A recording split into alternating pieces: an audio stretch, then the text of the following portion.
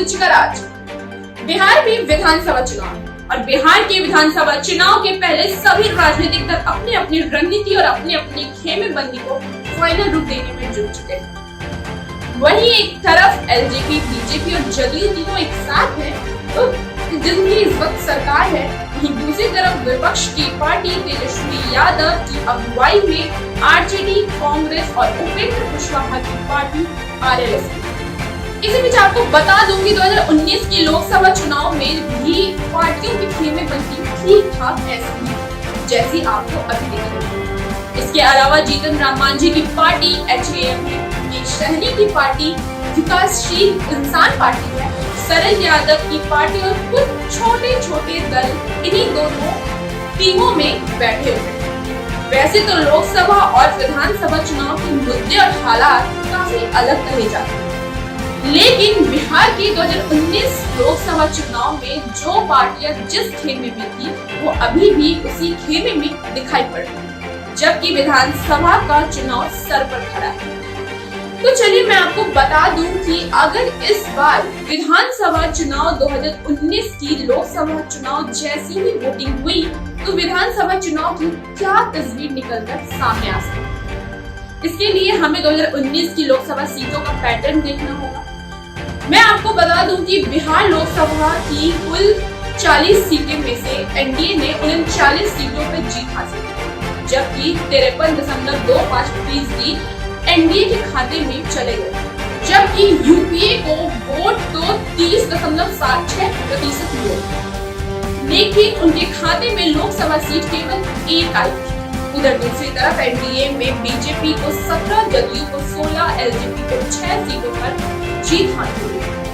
UP की तरफ से कांग्रेस को 1 सीट मिल पाई थी, जबकि आरजेडी का लोकसभा में खाता तक नहीं खुल पाया था।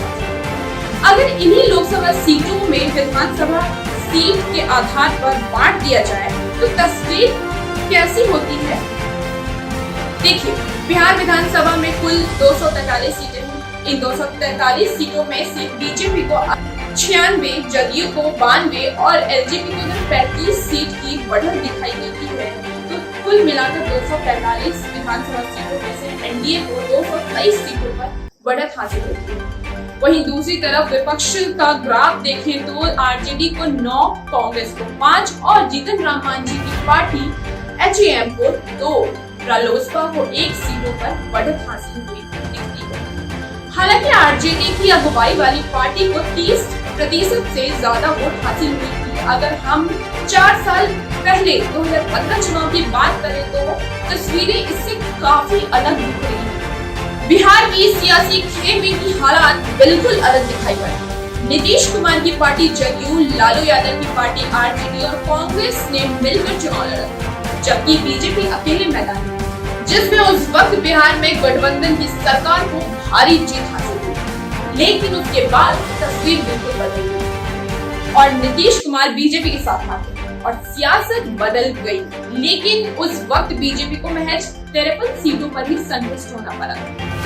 खैर, अब उन फैक्टर की बात करते हैं जिससे इस बार विधानसभा चुनाव बदल सकती है, और उसमें सबसे पहला और बड़ा फैक्टर है लालू यादव।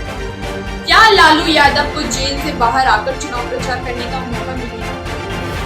यह इस बार का सबसे बड़ा सवाल है, क्योंकि रांची जेल में बंद लालू यादव ने जमानत की अर्जी दाखिल कर दी और जल्द ही इस पर सुनवाई भी होगी। अगर लालू यादव बाहर आते हैं और चुनाव में सक्रिय होते हैं तो उनके खेमे की चुनाव प्रचार अभियान को तेजी मिलेगी और तेजस्वी यादव को काफी सपोर्ट मिलेगा। जैसा कि हम सब जानते हैं, लालू यादव का करिश्माई चेहरा जो बिहार में माना जाता है, वह बीजेपी जदयू को टक्कर देने में काम आ जाए। इसके अलावा प्रशांत किशोर सक्रिय नीतीश कुमार से अलग होकर शरद यादव महागठबंधन के साथ आ चुके हैं और असदुद्दीन की पार्टी AIMIM बिहार में कई सीटों पर चुनाव लड़ने की तैयारी कर रही है, जो कि बिहार चुनाव के गणित को बदल कर रख सकता है। वहीं अगर मुद्दों की बात करें तो बिहार में कई मुद्दे हैं जो कि चुनाव के नतीजे पर असर डालते हैं, जिसमें सबसे बड़ा और सबसे पहला मुद्दा आता है लॉकडाउन के समय लौटने वाले प्रवासी मजदूरों का। इसके इसके अलावा बात करें तो 4 लाख नियोजित शिक्षकों का मुद्दा है, कोसी बोर्ड में बाढ़ के खतरे का मुद्दा, बरसात के समय बाढ़ का मुद्दा। 2019 में जिस तरह की बाढ़ की तस्वीरें हमने देखी, उनसे लगता है कि प्रशासन इस समय क्या कर रही है। कोरोना संकट के दौरान सरकार की तैयारी और सरकार का कामकाज और उस पे उठने वाले सवाल और ऐसे कई सारे मुद्दे हैं जो चुनाव को एक अलग एंगल दे सकते हैं।